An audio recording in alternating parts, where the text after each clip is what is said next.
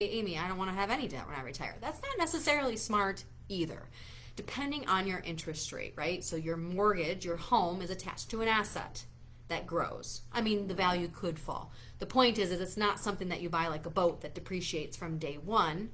And yes, I know not all boats are that way, but the majority, you get my gist, is that there's assets that you buy that depreciate from day one. A home over time should average an increase as the location gets better, people move into the location, schools are built, malls are built, things like that, right? Your property values appreciate over time. So the debt attached to a home or an asset isn't necessarily bad debt. Now, if your interest rate is 13%, okay, we want to look at a plan to pay that down. But if you've gotten a mortgage in any time in the last 35 years, your rate wouldn't usually be that high. I guess it depends on your credit score. But if you've got a pretty good rate, and a good rate kind of determines your overall situation. It determines your payment. If you got 15 years, 30 years, your term. And we just want to make sure that we're having money in other places that is compensating for what you're paying on that mortgage. I'll put numbers to it. So for instance, if you have a 5% mortgage, and I am fully aware that you pay more interest in the beginning of a mortgage, but over time you're paying 5% per year. So we want to make sure you have money in other places, maybe an investment account, maybe a retirement account, maybe another income rental. It doesn't matter what the investment is, but it must be making over 5%. It's called leverage. When you're making more than what you're paying, that's called leverage. And you get the growth of the asset still. So the home can still grow. The home will grow what it will grow, whether you have a mortgage on it or not. Meaning, if you have a mortgage on it, it's not going to grow less. The value isn't going to appreciate less because you have debt on it. So you want to make sure you're using the bank's money to make you money in other places. Now you have money to grow in two places. I've said this a million times. If you've watched any of my lives, this is not really new information, but I do want to repeat it because it's so important that people with bad debt, going back to my point, if you're just joining, you cannot retire with bad debt, meaning credit cards, random installment loans that you got, or like a boat loan. Cars are right there depending on the type of car. There's a large range of what a car loan could look like. So we would need to talk about your specific circumstance in that situation. However, for the most part, for the bulk of people out there that I'm speaking to, I'm not giving individualized investment advice or retirement advice right now. I'm trying to speak to the majority. You cannot retire with 20, 30, 40, 50, 60 or more $1,000 in credit card debt. You won't be able to retire with that because when you don't have an income anymore, you're now pulling money from a possibly taxable spot, right? So which lessens the payment that you're taking out of an account because you'll have to send some to taxes, and using that to pay an account that's charging you 20% interest. So you're taking money away from a spot that could be earning 20%. Of course, that's not guaranteed, but there's plenty of times where that happens. I'm trying to get you to visualize that you're pulling money from a spot that could make you money, and then you're putting it into a spot where you're paying interest. So that is a very tough cycle to break once you're retired and you don't have income to try to pay down bad debt. If you are one of those people right now, we're 6 minutes in, hopefully you are sharing this out. Hopefully you're going to find someone that will get value out of this. If you are one of those people that is socking so much money away in your 401k, but you're letting your credit card debt go unpaid, racking up 20%, 25% interest, you are doing the wrong, you're putting money in the wrong spot. There is no reason why you should be contributing extra to a 401k while you're working. Now I'm talking about while you're working because I realized a minute ago I said the opposite because I was talking about when you're retired. While you're working, you shouldn't be putting extra money in that retirement account. You should be paying down that credit card debt because every dollar that you pay towards that credit card is a guaranteed return of whatever X interest rate is. So if your credit card is 24.99% interest, every dollar that you put towards that credit card is a guaranteed rate of return of 24.99%. So why would I be putting money into a 401k that I have no idea what the return is going to be? It could be negative. It could lose money like the last year. And you're giving up a 24.99% return. That is exactly what you're doing. Or mortgages. People will pay extra on their mortgages that are, over the last 10 years, we've been able to get mortgages for 3, 4, maybe 5%. They're paying extra on their mortgage, which is attached to an asset that could totally appreciate whether or not you have a mortgage. You're paying extra on your mortgage and you're letting your credit card debt accumulate. Please don't do that. Please work on paying down your bad debt so that before you retire, you don't have bad debt or you will have a very rough retirement. That's my number one thing. Again, if you're just joining us, hey guys, please share this out. I'm going over 3 vital things that you need to be doing right now in order to retire. And the number one thing was you cannot retire with bad debt. So you have to get rid of your bad debt now. You have to get rid of your credit cards now. You have to not be putting extra money towards the mortgage, extra money towards the 401k, and you have to be getting that revolving credit debt, which, by the way, interest rate fluctuates and will go up with interest rates, which is where we are right now. Interest rates are rising. Okay, number 2, you have to be putting away money. You cannot rely on Social Security. Social Security was built to be 40% of your income. I would argue today that it'll be more like 20% of a person's income. So Social Security is a supplement. It is not meant to be all income, so you cannot put yourself in a position where you're relying only on a business. Maybe my retirement plan is to just sell a business, and when I retire, I'll sell it, and I'll have Social Security, and I'll live off the business. What if the business has a rough few years before you retire? I can't tell you how many times in my 17-year tenure that I have seen this happen. So you have to have money being put away, and I don't mean in just a business or in a property, in a building. I mean, you need to have money put away in several places. You need to have money in a retirement plan. You need to have money in a non-retirement plan. You need to have money in different places. Maybe you do have some different properties diversified, but you also need some liquid money. You have to be putting money away so you have places to pull from. Some people even save in life insurance. Now that's a whole different conversation on whether I even agree with that or not. That's not right in every situation, but sometimes it can be appropriate. It depends on your tax situation on where you should necessarily be putting money, but you have to be putting money away. You can't be sitting here at 40, 50 years old and have saved nothing and expect to have a good retirement. You might retire and live for 30 years. That is not uncommon anymore.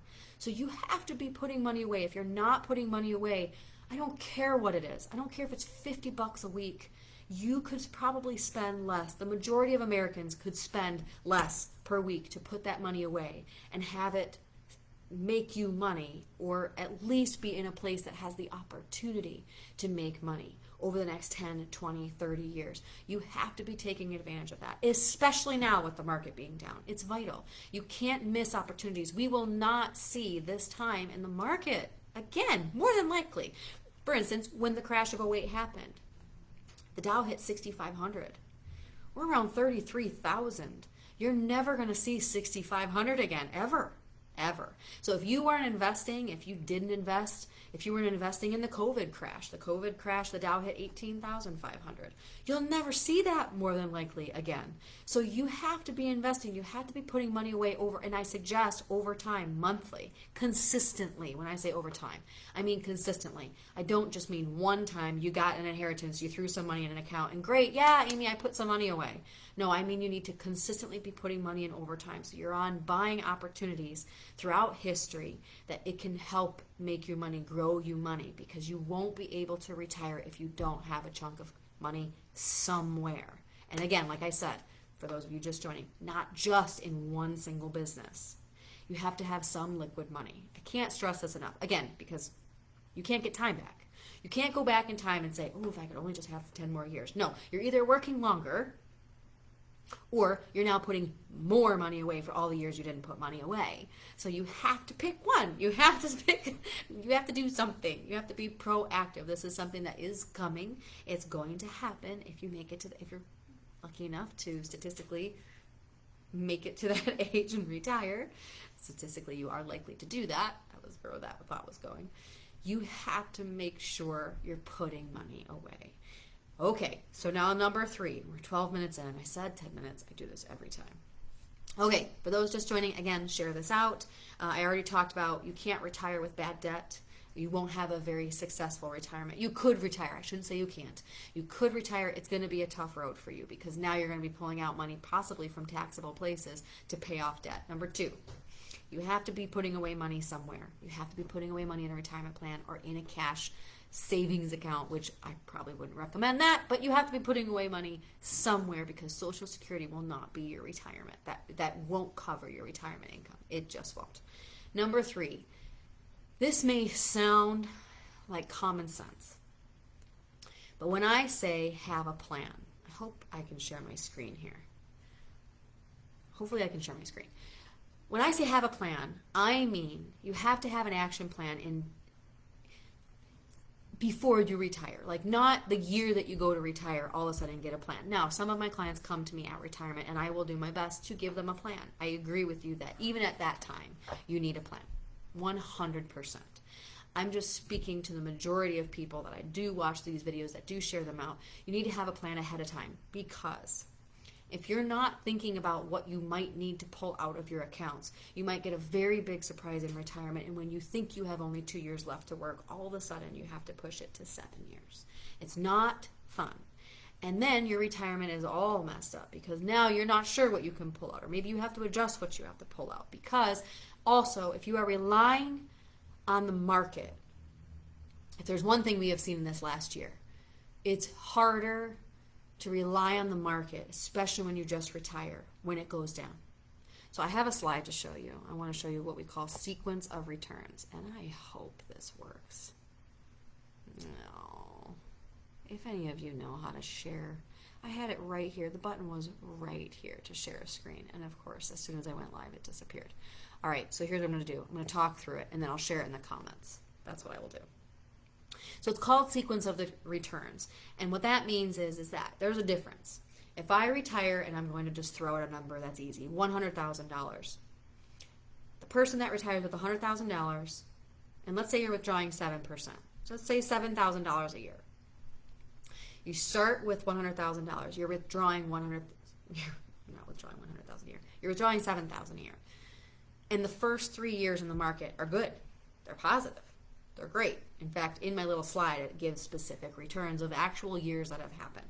Okay, versus the person that goes into retirement, wants to pull 7%, and their 3 years are negative. I actually wrote those down. Those were negative 18%, negative 19%, which we were above last year down, and then negative 4%, which is kind of a flat year. If you started with the negative years, I'll start there, you are out of money in year 13. So if you retire at age 65, you're out of money by the age of 78 years old.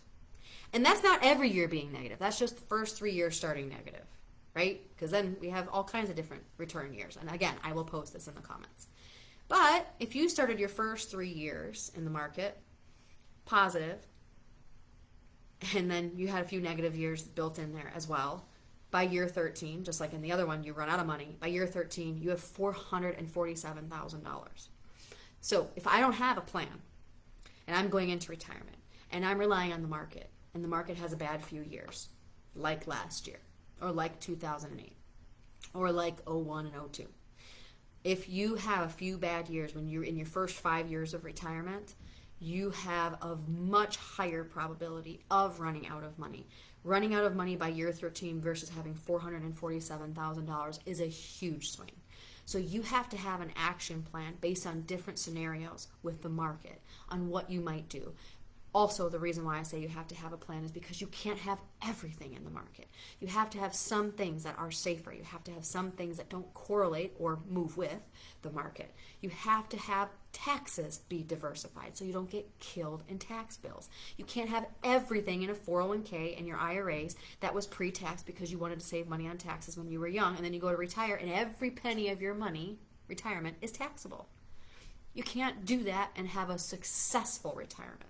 You can retire again. I shouldn't say can't, But I've just seen it in so many times where people are stressing because they didn't do these things when they are younger. This is vital. If you come up with a plan with different scenarios now, have different buckets for taxes, have different buckets for risk. So you're not stuck in a place where having one account when you're older to pull from and the market is all you're relying on. And then here you go, you're out of money in 13 years. Because that was your plan, to just put everything away in one place. And yes, I said saving money was great. That's great. But without a plan, I just don't know. I don't know. I'm going to hope it works out. So you have so many different moving pieces. It's not just investment returns. It's not just how much you save. And it's not just taxation. It's not just your income and expenses. They all have to move together. And in order to see that picture, you have to have a plan. So I highly suggest it, not just because I am a planner, but because I have seen so many people that don't plan, and I've seen the result of that. So hopefully you did learn something today, but the three are: you can't go into retirement with a bunch of bad debt, credit card debt. Some student loans are not fixed as well. So going into retirement, well, that would be a rare scenario, hopefully. But some people are trying to retire earlier and earlier, and we're racking up more and more college debt. So it's just something I bring up to look at now. Also, putting away money, making sure you're putting away money, and then having a plan. And I really think if you did those three things, you're going to be so thrilled with yourself when you get older and not that young and have a really nice 30 years not working. If there's anything that you'd like to do in retirement, make sure you do those three things. If you have any questions, please feel free to reach out to us on our website. You can reach out to the contact us button. You can comment on this Facebook video, and I'll be happy to respond. But anything that I can do to help, guys, you know we're always here. I've been really slacking on doing these weekly, like consistently. So there's always lots to talk about, and then I say it's going to be 10 minutes, and that's why it's 19, because I miss weeks. So I apologize about that. But if you have any comments, questions, I'd love to hear from you. So please reach out. I hope you have an amazing weekend, and I will see you soon. Thank you.